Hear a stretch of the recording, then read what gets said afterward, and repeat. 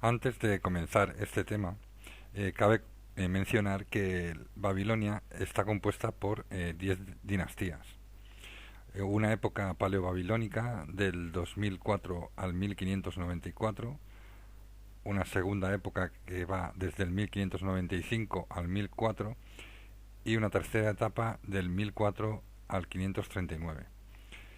De las 10 dinastías babilónicas, las más relevantes en este caso sería la primera dinastía morita, desde el 1894 al 1595, la tercera dinastía casita, del 1570 al 1157, y la décima dinastía, la caldea, que va desde el 625 al 539.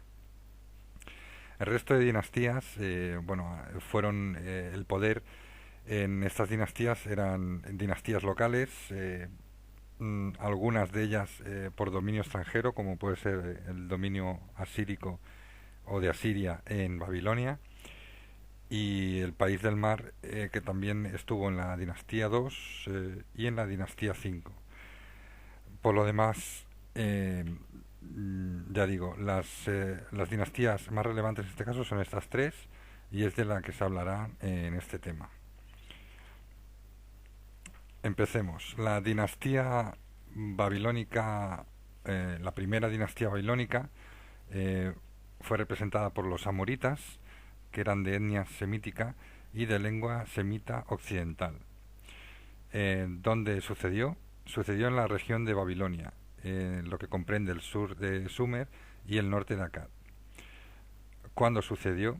Entre el fin de la tercera dinastía de Ur, entre el 2004, y la toma de Babilonia por los hititas en el 1595. ¿Cómo sucedió?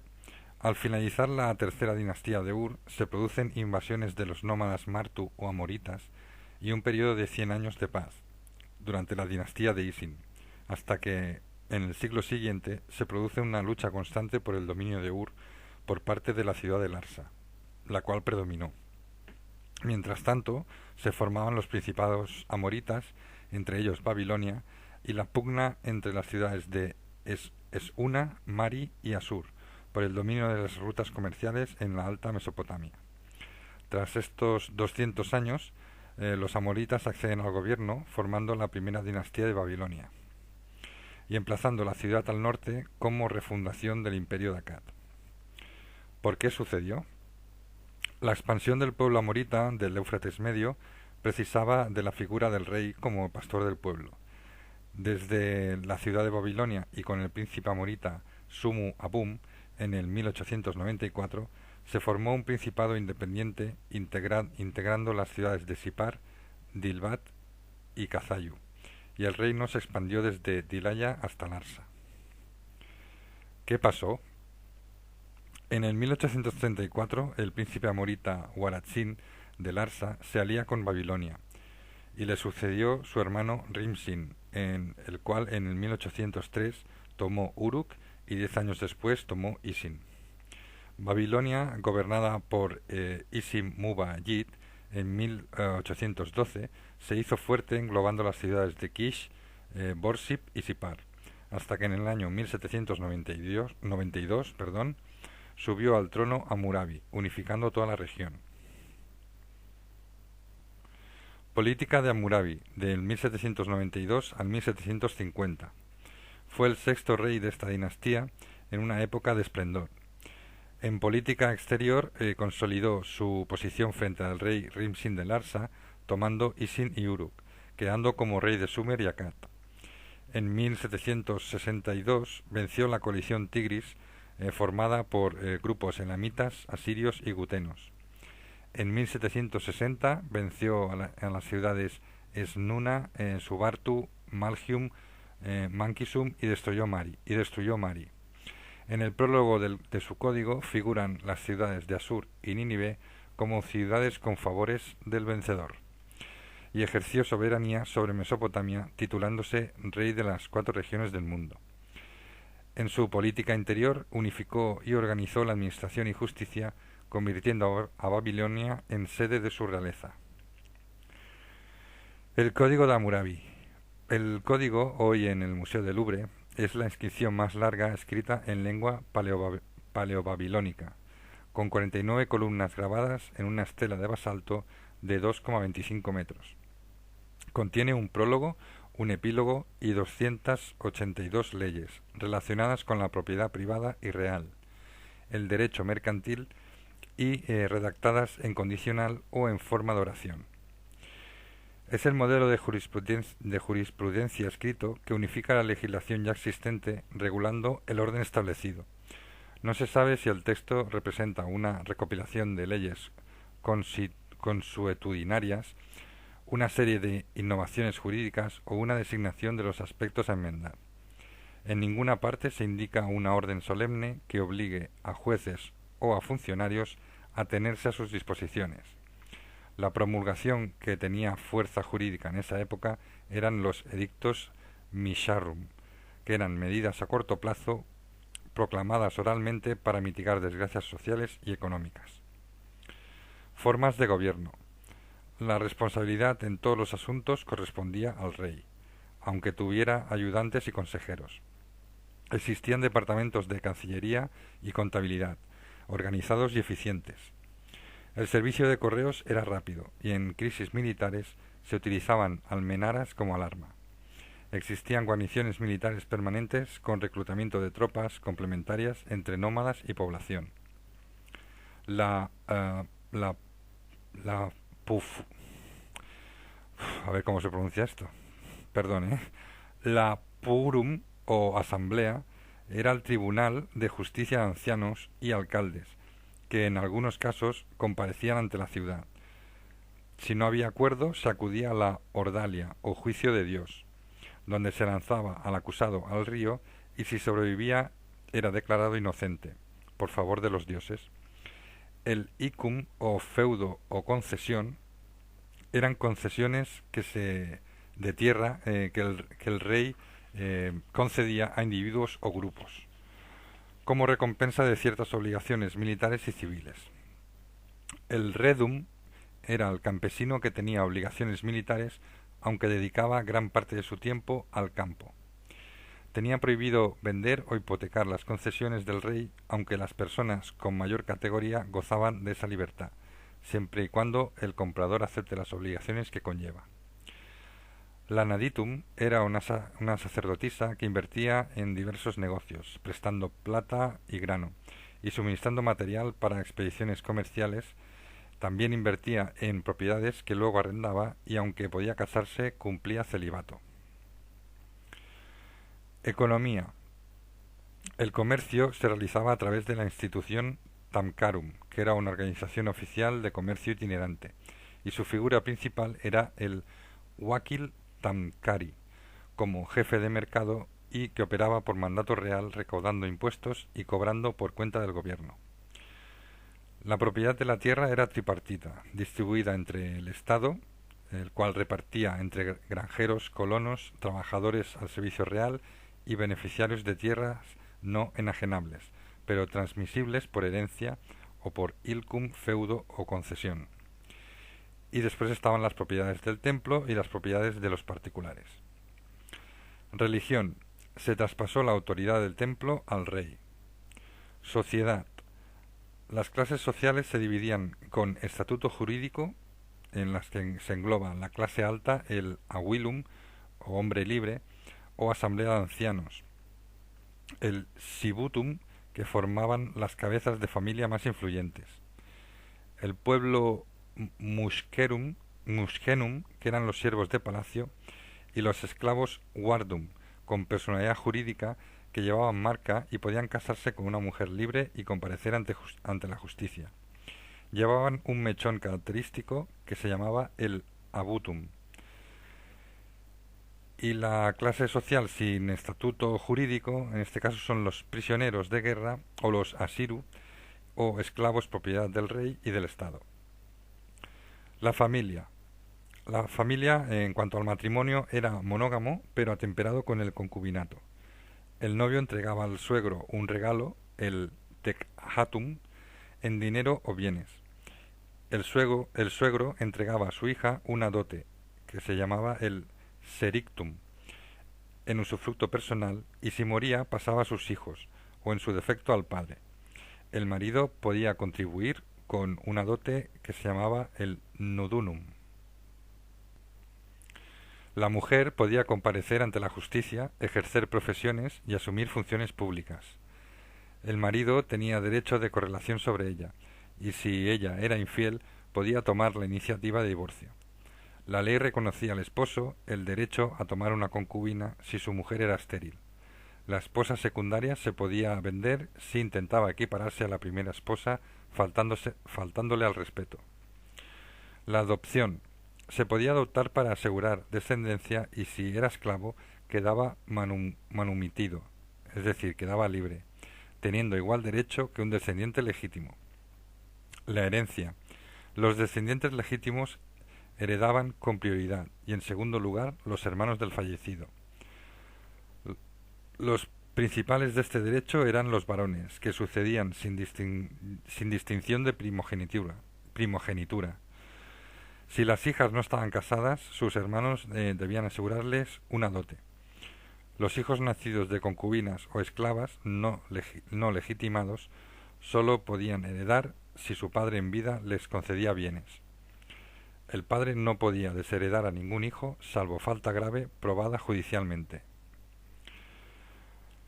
Sucesores de Hammurabi y fin de la dinastía. Amsu-Iluna, como sucesor de Hammurabi, subió al trono en el 1749, en un periodo de crisis social y económica, además de hacer frente a incursiones nómadas casitas procedentes del Zagros, los cuales, tras violentos ataques en Babilonia, se infiltraron como jornaleros. Hubieron sublevaciones en regiones sometidas y Larsa, el país del mar y Asiria se independizaron. Con su sucesor Abi-Eshu, en el 1711, se acentuó la descomposición del régimen agrario, donde los beneficios, o sea, el ilku, concedido a los soldados, dejaron de ser respetados, y los servicios al rey se convirtieron en una carga. En el 1700, una sucesión de movimientos migratorios, o sea, los movimientos de Ixos, arameos y casitas, trastocó las estructuras, provocando la desaparición de fuentes escritas durante casi 200 años. Los últimos reyes amoritas fueron Ammi-Ditana, Ammi-Saduqa y Samsu-Ditana, el cual en su último año de reinado, hacia el 1595, Babilonia fue tomada por los hititas.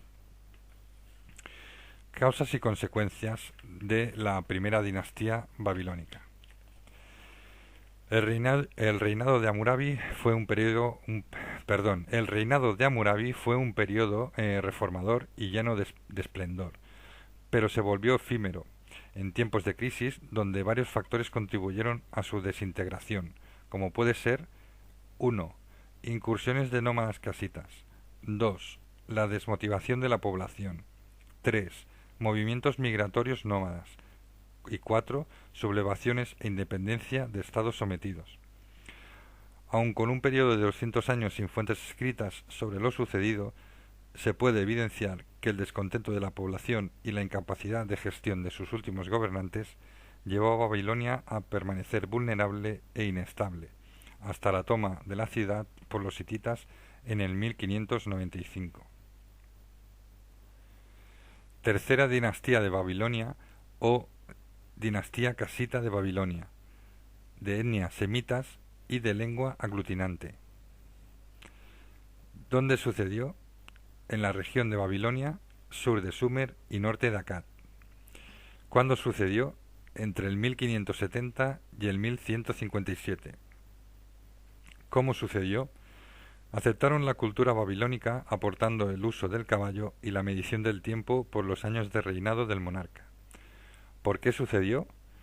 Los casitas eran tribus montañesas del Zagros que ocuparon Babilonia en el 1570, a la cabeza de su rey Agum II, extendiendo su poder sobre Eshnuma, Gutium y Asur.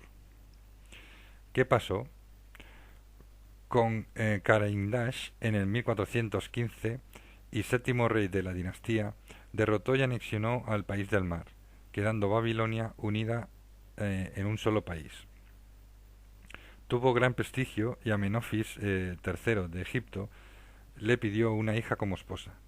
Según los archivos de El Amarna, que son 350 tablillas en cuneiforme, sabemos que intercambiaban embajadores con Egipto y formalizaron el intercambio de mercaderías y regalos.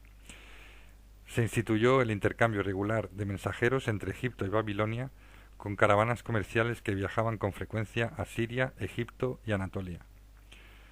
Su sucesor, Kurigalzu I, entre más o menos 1400, entre el año 1400 más o menos, mantuvo amistad con Egipto, sometió a Susa y construyó la fortaleza de Dur-Kurigalzu contra los asirios.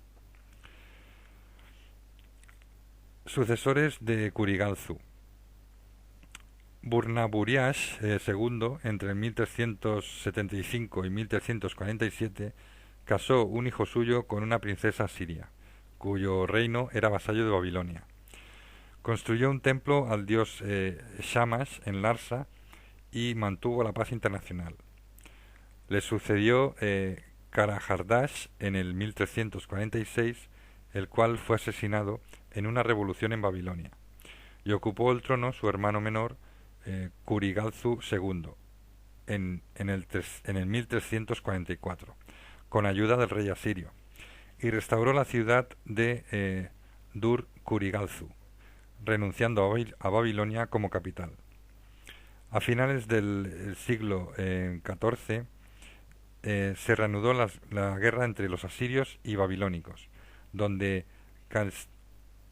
Calstilash IV, entre el 1242 y 1235, fue vencido y hecho prisionero por el rey asirio Tukulti-Ninurta entre el 1244 y 1208, el cual arrasó y saqueó Babilonia, suprimiendo el culto de Marduk. También se llevó tesoros, dejando un gobernador en la ciudad. Este gobernador fue expulsado 7 años más tarde y proclamado rey Kadashman Harbe II, hijo de Castilash IV, en el 1227, el cual restauró el culto a Marduk y Babilonia recuperó su esplendor. Le sucedió Adad Shuma Usur en el año 1218, verdadero restaurador de Babilonia, el cual reorganizó la dinastía casita y sometió a los asirios descendientes de Tukulti-Ninurta. Con su sucesor y último rey Melishipak, Babilonia cayó en poder de Elam en el 1157, resistiendo los últimos casitas en Isin, donde florecerá más tarde la cuarta dinastía de Babilonia. Administración y gobierno. La monarquía era feudal y pocas familias tenían en su poder tierras y dominios en el comercio. Los monarcas usaban vestidos reales de gran lujo y tiara real. Los principales cargos administrativos eran el azanu o kazanu, que es la reaparición del alcalde en Babilonia, con funciones administrativas, policiales, judiciales y fiscales. También aparece el Wenaku, que era el gobernador de Nippur, que a veces fue rey, el Sukayu, el funcionario con funciones de primer ministro, el Belpahati, gobernador de una provincia, el Shakimmati, prefecto que supervisaba la administración provincial y regional, el Satamu, que era el administrador de palacio, templo y almacenes, el Tabali, que era el mensajero por tierra y por mar, y el Mati, que era el médico o escanciador. Economía. Hubo intenso comercio de oro y lapislázuli, enviándose princesas casitas a Egipto a cambio de oro. El oro fue sustituido por la plata en relación oro-plata de 9:1. Artesanos trabajaban en la industria de la guerra como curtidores, carpinteros, guarnicioneros, herreros, alfareros y albañiles. Sociedad. La sociedad era dualista, componiéndose de funcionarios y oficiales, en primer lugar, y de aldeanos y artesanos oprimidos por impuestos, trabajos y prestaciones obligatorias. Las clases sociales consistían en clases dirigentes de lengua babilónica, lengua semítica occidental, que mantenían el poder cultural, y la clase guerrera o brazo armado que estaba formado por casitas invasores de lengua aglutinante sobre la población. Era una sociedad guerrera que dependía del carro de guerra y los caballos, y los jefes del ejército eran permanentes y a veces también ocupaban cargos administrativos. La cultura. Fueron originales con la erección de kudurrus, que eran escrituras de propiedad grabada en piedra, en forma de estela y con los extremos redondeados, que se colocaban en los campos o propiedades que se concedían. En archivos oficiales o templos se depositaban las copias por escrito en tablillas, a fin de asegurar su conservación oficial. No son simples mojones, sino documentos históricos, jurídicos y religiosos, ya que contenían la descripción de la tierra concedida, las circunstancias que rodearon la concesión, la franquicia que se beneficia de esas tierras, una invocación a los dioses y maldiciones para quien lo destruye o lo cambie de lugar, y una lista de testigos. Recogieron la herencia de Hammurabi e imitaron y transformaron la vieja cultura babilónica. Religión. Se adoraba a dioses dinásticos, en la triada suprema Anu, Enlil y Ea, y siguieron el culto a Marduk. También se adoraba al dios Éufrates por su importancia en la Ordalia, en la que se echaba al río al acusado, dejando su destino en manos de la divinidad, pero está claro que el que sepa nadar es precisamente el que se salva, a no ser que haya unas corrientes muy fuertes en el río.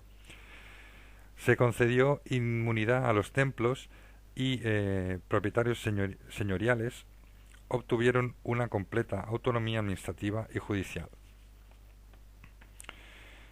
Causas y consecuencias de la dinastía casita de Babilonia. A partir de Melchipaq II, los reyes donaron a sus hijos tierras eximidas de impuestos y como consecuencia se fraccionó el país en grandes propiedades rurales semi-independientes, como pequeños principados aislados entre sí. Estas tierras, aún sometidas a la soberanía del rey de Babilonia, no fueron vigiladas por la administración ni tuvieron obligaciones militares ni fiscales. Babilonia se convirtió en un islote en medio de una crisis política, provocando desórdenes dinásticos, amenazas asirias, pillajes arameos, decadencia egipcia, feudalismo, etc. Y del auge comercial por parte de ciudades fenicias, Arabia e India. Décima dinastía de Babilonia o dinastía caldea, de etnia semita y lengua aglutinante. ¿Dónde sucedieron los hechos? En la región de Babilonia, Sumer, Asiria, Siria y Palestina. ¿Cuándo sucedieron? Del 625 al 539. ¿Cómo sucedieron? Los caldeos, que eran nómadas semitas de las familias de los arameos, se establecieron en Sumer a principios del primer milenio antes de Cristo. Nabopolassar, como jefe del país del mar y primer rey caldeo, se extendió al norte tomando Uruk y Nippur en el 626, con ayuda elamita. Los babilonios le ofrecieron el trono, reconociéndolo como rey de Akkad. Intervino también en el fin del imperio asirio en la caída de Nínive en el 612 y la caída de Harrán en el 610. ¿Por qué sucedieron estos hechos? En el siglo XII, Asia Menor y el Próximo Oriente fueron turbados por incursiones de los pueblos del mar, provocando los movimientos de otros pueblos. La desaparición de fuerzas dominantes como los hititas y la desmembración feudal de Egipto permitió a Siria y Elam lanzar sus incursiones sobre la Baja Mesopotamia. Las dinastías babilónicas desde la quinta a la octava estuvieron caracterizadas por ocupaciones comerciales de sus habitantes sin tomar parte en los conflictos, y los reyes extranjeros afincados en Babilonia asumieron parte de las antiguas tradiciones. Con la novena dinastía de Babilonia bajo el dominio asirio, quedaba anulada políticamente y estaba gobernada por representantes asirios. En el 627 moría en Babilonia el gobernador asirio, puesto por Asurbanipal, sin que se nombrara sucesor. Este hecho facilitó la expansión e incursión caldea en momentos de declive asirio. Reyes y sucesores. Nabucodonosor, hijo de Nabopolassar, ya como príncipe heredero, tomó Carquemish en el 605, una ciudad que contaba con una guarnición egipcia. Y a la muerte de su padre fue reconocido como el soberano más prestigioso de Babilonia desde la época de Hammurabi. En política exterior se extendió a Siria y en el 587 venció a Egipto en Jerusalén. En el 582 deportó a los habitantes de Jerusalén y anexionó Judá. Y en política interior hizo que afluyeran grandes riquezas, reconstruyó el zigurat de Etemenaki y el templo de Marduk el Esagil. También reconstruyó el palacio de su padre. Hizo de la ciudad de Babilonia una gran ciudad, de 20 kilómetros cuadrados, con doble muralla y un canal, con 8 puertas de acceso, siendo la puerta del norte la famosa puerta de Ishtar, que conducía al santuario de Marduk. Al norte estarían los famosos jardines colgantes. En el 595 se produjo una revuelta interna, destronando al rey y accediendo al trono Awel Marduk en el 561, y fue asesinado por su cuñado Neriglisar 2 años después. El hijo de este, Labashi Marduk, también fue asesinado en el 555, y los conjuradores propusieron al trono a Nabónido, cuya autoridad fue rechazada por el pueblo. Nabónido no era de ascendencia real, pero fue el último rey del imperio neobabilónico, en un momento en que los medos habían tomado Urartu y Capadocia. Perdón por la interrupción. En política interior se enfrentó al clero de Marduk, favoreciendo el culto de Sin de Harrán, y estallaron revueltas por la mala situación económica. En política exterior partió hacia Arabia, donde estuvo 10 años confiando su gobierno a su hijo Baltasar.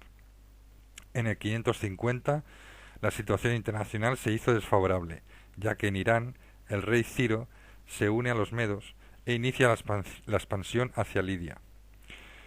La imposición del culto a Isin molestó a varios gobernadores babilónicos, posicionándose a favor del rey persa Ciro.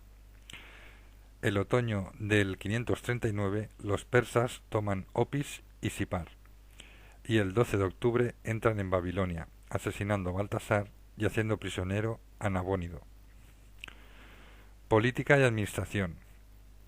En la corte se conocen títulos honoríficos, pero no mecanismos de administración, destacando el intendente del Palacio Real, que era el primer funcionario del Estado, siendo canciller del imperio, junto al jefe del arsenal o el mayordomo, y los grandes del país de Akkad, que eran gobernadores del país del mar, como cuna de la dinastía. La administración provincial estaba formada por 3 grados de funcionarios: los Shaknu, que eran administradores de provincias; los Shakin, que eran jefes de las ciudades subordinados a las provinciales; y los notables de las ciudades, que eran dirigidos por los ancianos. En la administración de los templos, la renta pasaba al Tesoro Real, dirigido por el oficial real del Eanna. Al frente de los templos estaban los Kuipani, que realizaban funciones organizativas, ayudados por funcionarios, y funciones judiciales, ayudados por notables de la ciudad. Constituían tribunales presididos por los gobernadores locales o Shakin Temi. En época de Nabónido, en el 553, apareció el administrador real, que vigilaba campos y dominios de templos, canales, campesinos y sus impuestos. Existían artesanos o unmanu, que eran notables y administradores que realizaban funciones retribuidas en los templos. Economía. Se basaba en la explotación de 4 categorías de tierra: para cereales, palmerales, pastos y tierras concedidas como prebenda a los servicios del templo, proporcionando diezmos para el gobernador y para el eanna. También existían grandes explotaciones agrícolas de hombres de negocios privados. Sociedad. Estaba estratificada en varias clases sociales, como el Mar Bani, o gente de bien, que vivían de las rentas del templo como funcionarios civiles o religiosos.